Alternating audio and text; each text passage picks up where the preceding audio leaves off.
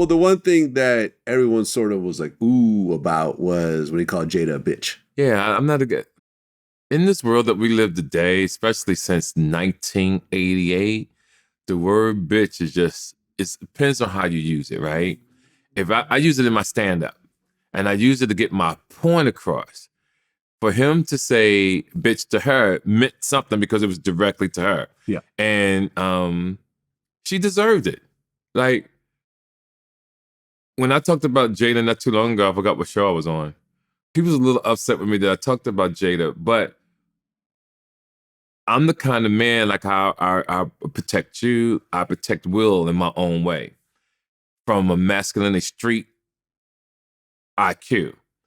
When I see a man being misled or hurt, that he does nothing about it because of his reputation or he feels that this is supposed to be the right way, I'm the guy, I can't sit back and allow people who I love, people who I respect to be played a certain way. So I voice out, even though it may not be my part, but now I'm an influencer. People listen to me. And I want to say things just not for him, but for young men who might, I want to stay in this relationship because I have this kid. I want to stay in this relationship because I don't want to lose her, because I don't want her to get hair. And I want people to understand you have to choose what pain you want. And when you see Will Smith, when he was sitting there with Jada Pinkett on the red table talk, and the pain when she had cheated on him, that look on his face, what she was doing was one of the horrific pains that I've ever seen in my life for a man. Because I'm like, bitch, cut the motherfucking lights up. God damn it, cut the gun. Like, go to commercial. We've been going to war up in that motherfucker. But he's not that kind of guy. And that hurts me as an OG, how I was raised and what I believe in. So salute to Chris Rock for doing what he had to do. Well, yeah. Because he took the easy route to me.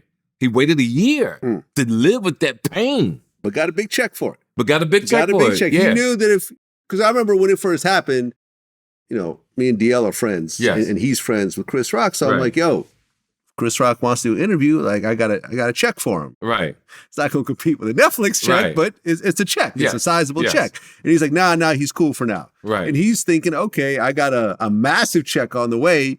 If I do this, now I could sue and then still get the check, or I could just get this huge check. And at the end of the day, I did both. You would have done both. Right. But what's interesting, I remember me and DL were talking about this, and this is one of the things that Chris mentioned in stand-up. He said, look, most men, if not all men, have been cheated on at some point. Absolutely. I know I have, you probably have, I'm sure my cameraman has, et cetera, right?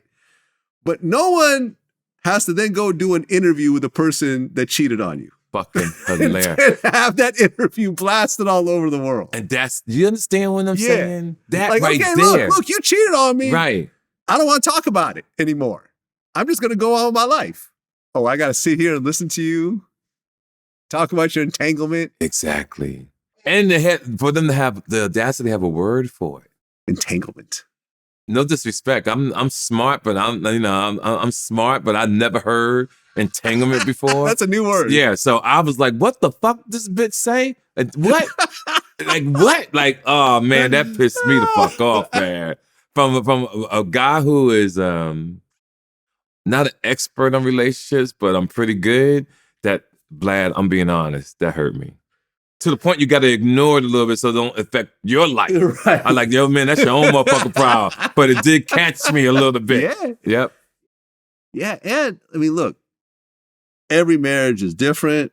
And sometimes people have relationships outside the marriage, but they don't usually go on vacation with a guy who's messing with their significant other or girl for that matter. Like, you usually kind of keep that separate. Absolutely. You keep that completely separate.